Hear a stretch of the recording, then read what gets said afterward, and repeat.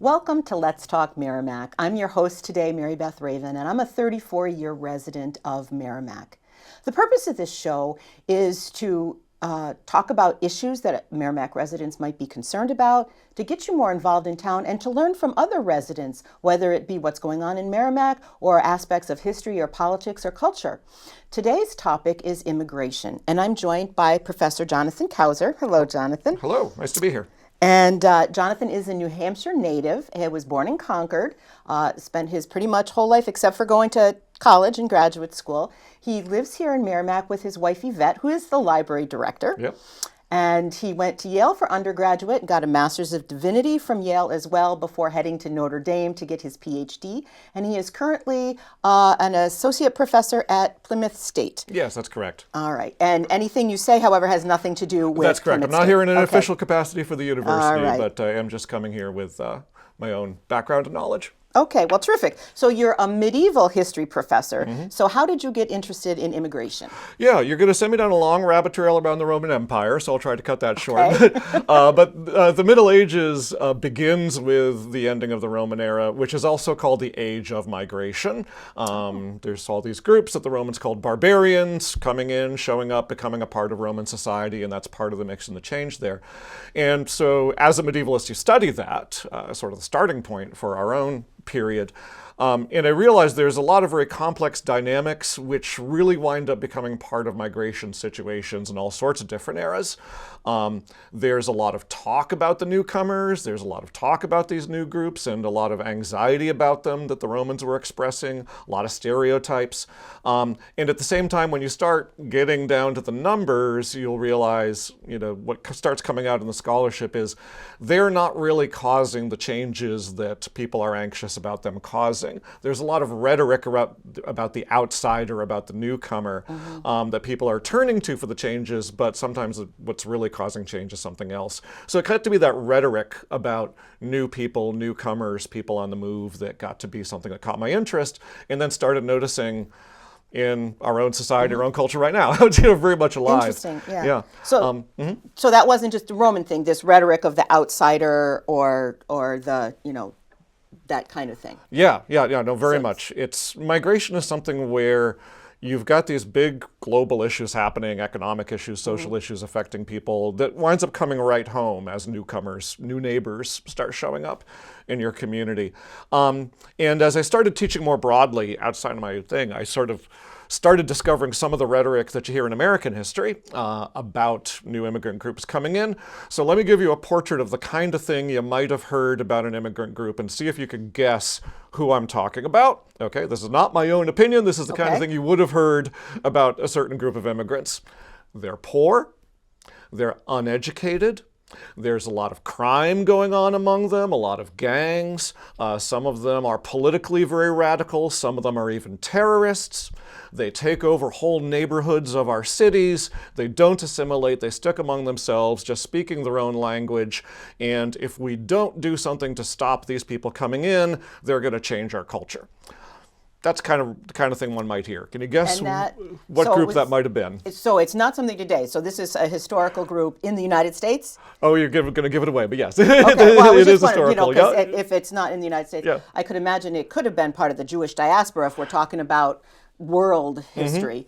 But if it's something in the United States, it could probably be either the Chinese or the Italians. Italians was the ones I was going for there. Absolutely. That's the kind of thing you would have heard 100, 120 years ago from people like my great-grandparents who had been here a few generations longer, Irish, Dutch, earlier settlers who had come to America. A lot of panic. You had the Ku Klux Klan panicked about Italian Americans coming in and Jewish groups. Oh, yeah, absolutely. There were lynchings. See, I learned something. I thought it was only against people of color. No, there were lynchings of Italians coming in, by groups like the Ku Klux Klan, who, sort of thought that they were going to be a terrible threat. And what wound up happening was World War II. Where Anglo boys, again, like, my, grandparents' generation found themselves in foxholes with Italian boys and, found out these guys are all right. They'll watch your back and take care of you. And their mamas could cook when they got home after the war. And sort of people came around to acceptance. But it took a while. And I think this is one of the things where historical perspective helps because it often unfolds over generations. The process of a migrant group making themselves at home in and people becoming comfortable with them. In the case of Italian Americans, you could say the same thing about the Irish before them and the Germans before them. It's about a 50 to 60 year process. It takes a couple of generations where, the big waves of Italian immigration are starting in the 1880s, 1890s. It's really like 1940s, 1950s that then everybody's listening to Frank Sinatra, and people stop thinking about pizza as a foreign food and start thinking it's just something that, that you might have.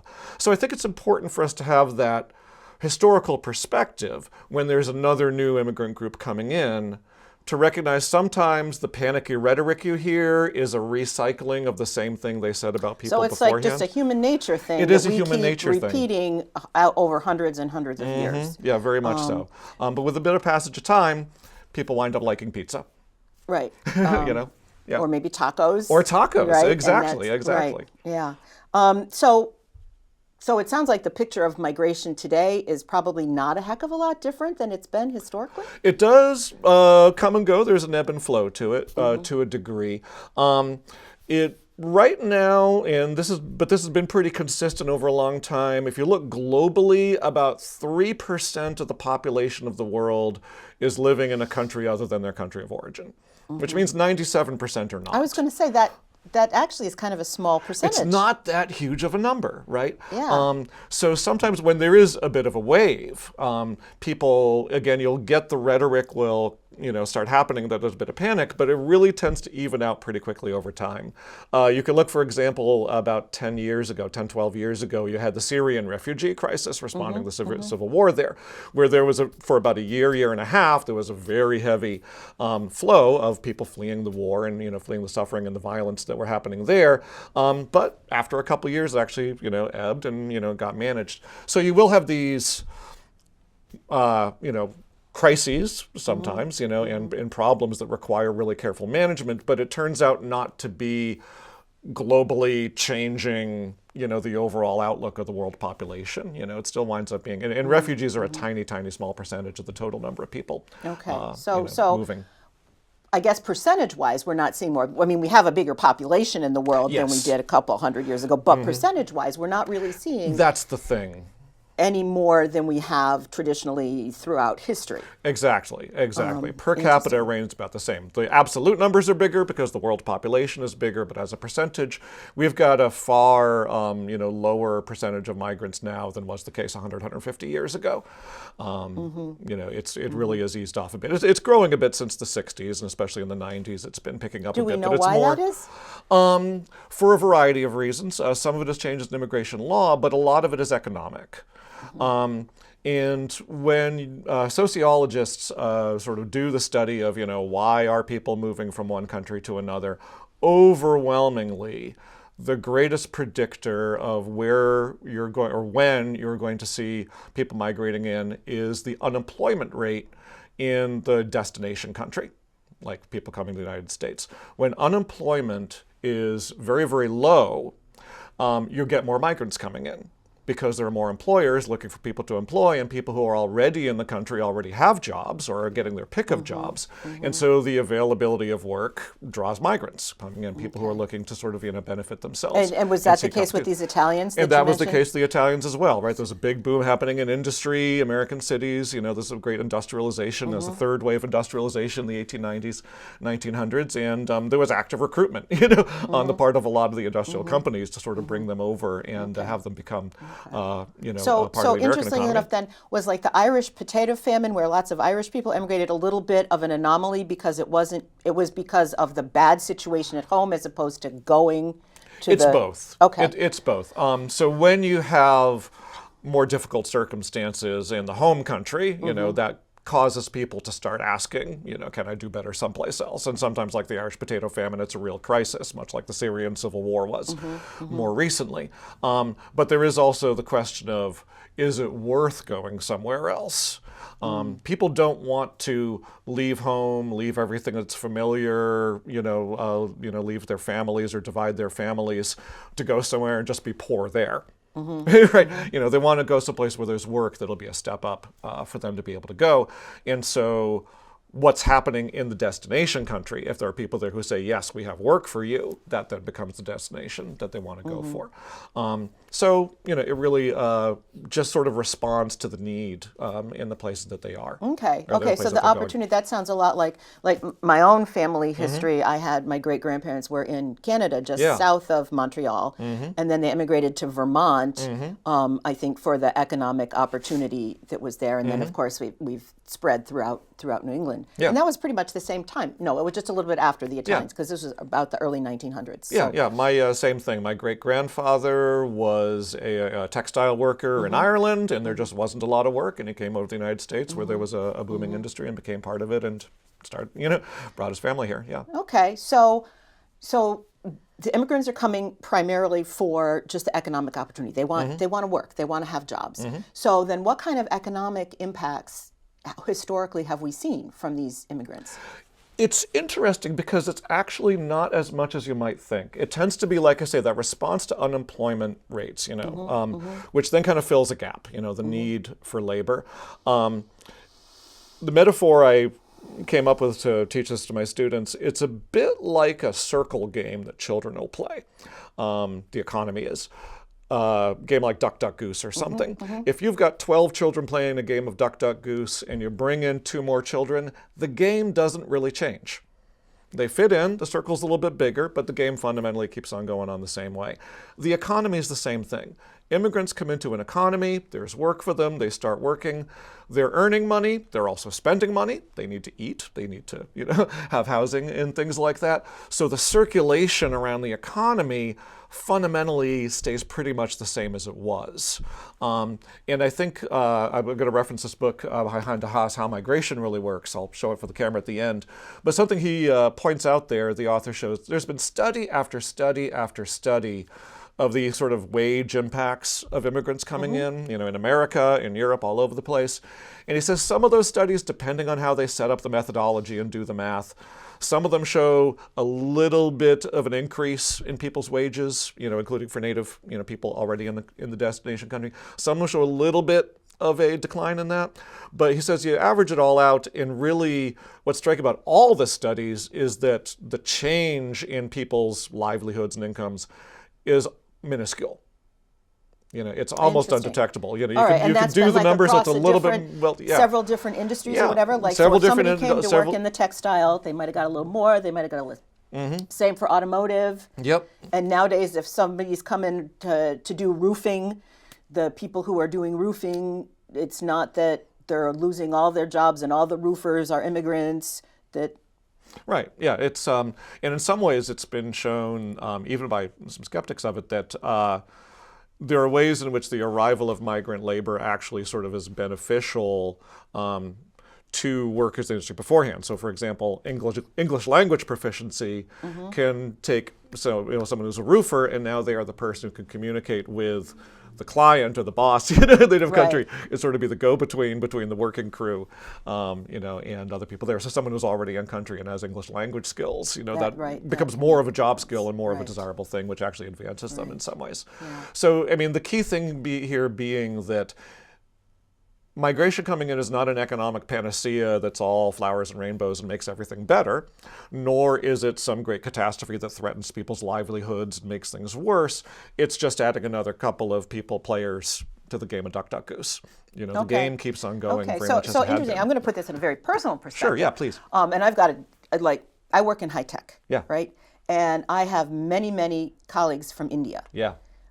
So what you're saying is that even though there's lots and lots of people from India who are coming here and working right next to me in high-tech job, it doesn't necessarily mean that my salary might suffer because they're paying the Indians less initially or whatever. Right. That tends not to be the case. Yeah. Okay. Yep. Certainly when we look over, you know, nationwide, that also raises a fair point, because there's often a big you need to look at migration not just as a mass phenomenon, but as a skill level phenomenon. You know, if you're in a field like high tech, you're having people who are educated and trained at a certain level with a certain skill set coming in, which is coming in and sort of interacting with the economy in a different way than people who are coming in as construction workers, say with a different skill set. So that's a bit of a thing. There are certain fields that tend to be more global by nature. I'm in academia. It's a field where we tend to, have Americans going off getting jobs in German or Canadian or universities abroad, and you have Canadians and Germans in English and Africans and Indians coming and getting jobs in American universities. And there are certain kinds of things that tend to be global by nature that way too, and that also affects the overall dynamic. So what about illegal immigration, and how would you define illegal immigration, and do we need to be concerned about it? Yeah, it obviously is a concern and a thing that needs management. It's not, you can't just make it go away by waving a magic wand. There's a couple things about it though, which one is that when you think about the issue of criminality, right? Immigrants actually commit crimes at much lower rates than people who are native to the destination country. Even if they come illegally, the only thing that they've done is to cross a border unauthorized. Or often it's not even crossing a border. Often they come legally, then a visa expires and they don't get it renewed. They just neglect to do that, or they don't get approved, but they're already working, they've already got a home, and they just sort of keep on going and hope the paperwork will sort itself out. A lot of the illegal immigrant population is in that category, the visa expiration kind of a thing, which is not the same thing as deliberately violating a law and sneaking across the border in that kind of dramatic scenario, that we often think about. The other thing about the illegal immigration problem is that often we actually make it worse by trying to be stricter or harsher about it. And that's because you need to be a little bit like a chess player in thinking about what the other person is thinking and what they're going to do. If you are thinking about possibly going to America and doing some work, and you hear in the news that there's a lot of talk about closing the border and cracking down and do all these things, you could get into a kind of a, well, it's now or never. If I don't go now, I'm not going to get the chance to later on, right? And if I want the opportunity to get there, do this job, make this money, I should go in before they put through all these harsh measures. And so you'll actually increase the number of people rushing in, at once, precisely because you're talking about cracking down or trying to crack down.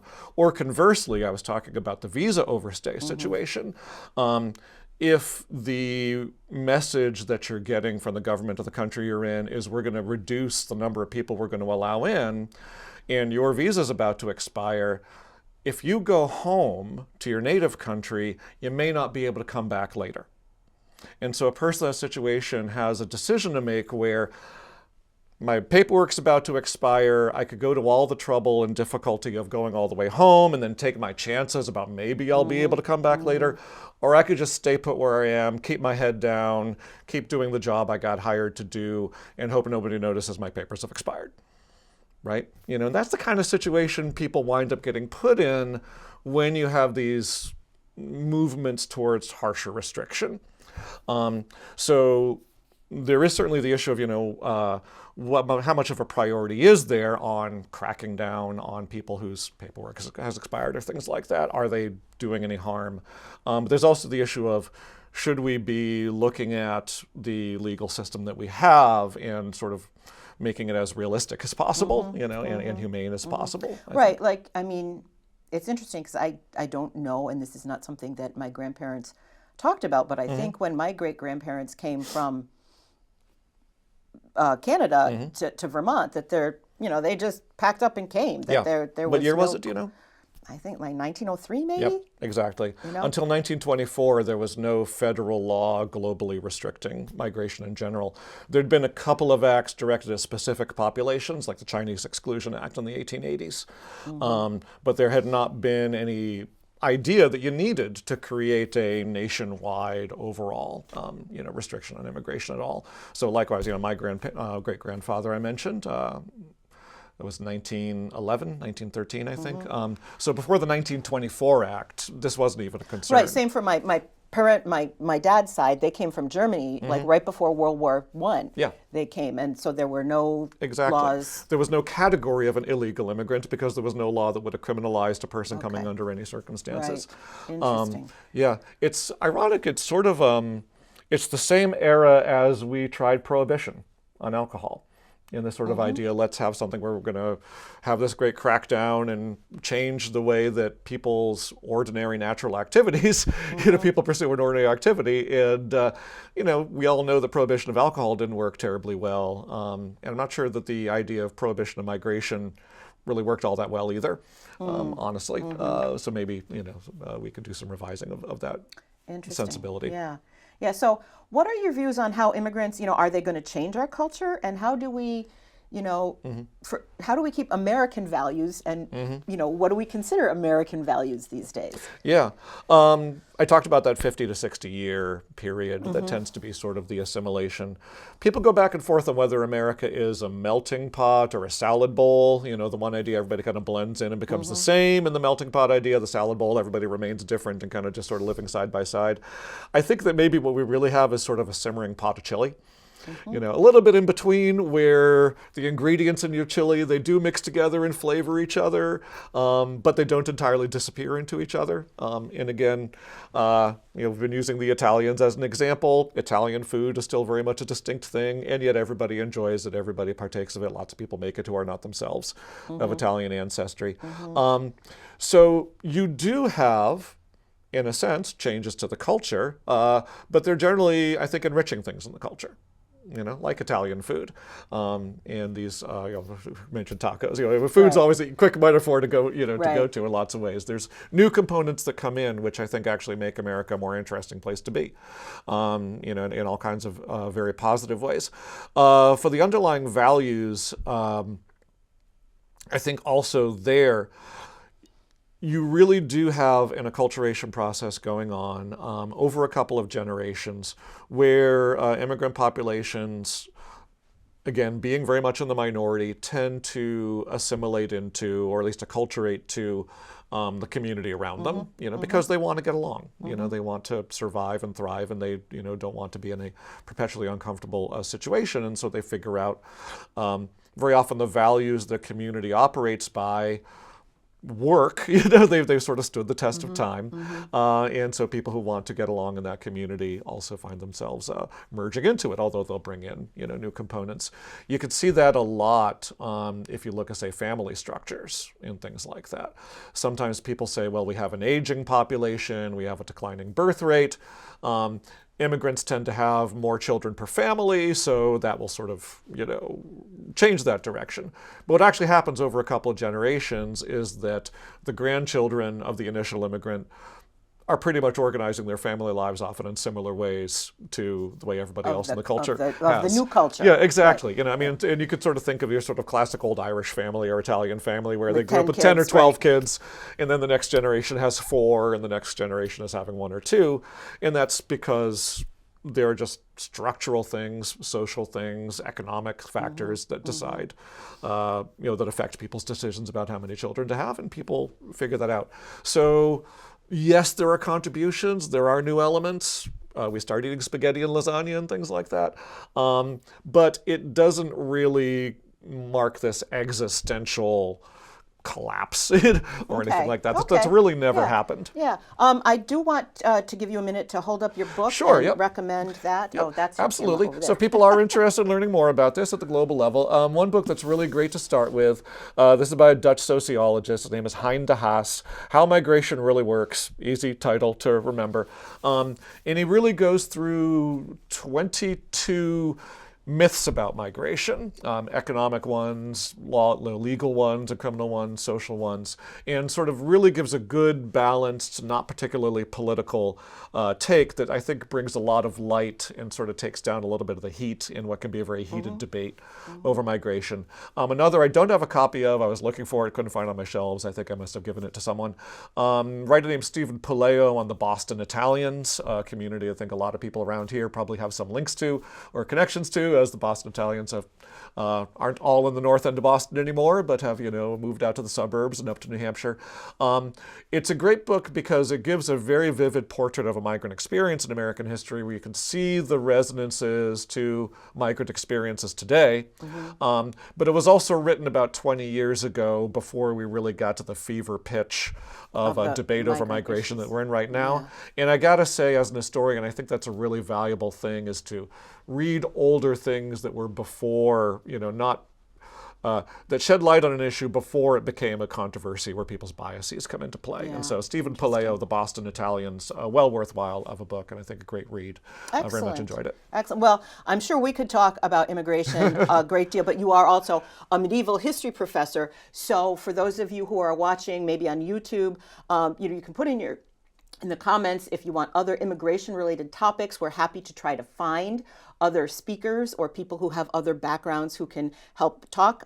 Today has been great because I also enjoy listening and following Heather Cox Richardson, who is a historian as well. She's fantastic. Who puts historical perspective in and explains what's happening today in a historical perspective. So I also recommend Heather Cox Richardson. We do have a summary slide. I do want you to take a look at that. We are encouraging folks to get more involved in Merrimack. There are several different organizations like Indivisible, 50501, Bridge Brigade. Take a look, check those out, see how you might want to get more active in the Merrimack area. So thank you very much, everybody, and thank you. Thank you, Mary Beth. It's been a pleasure. Okay. Thank you.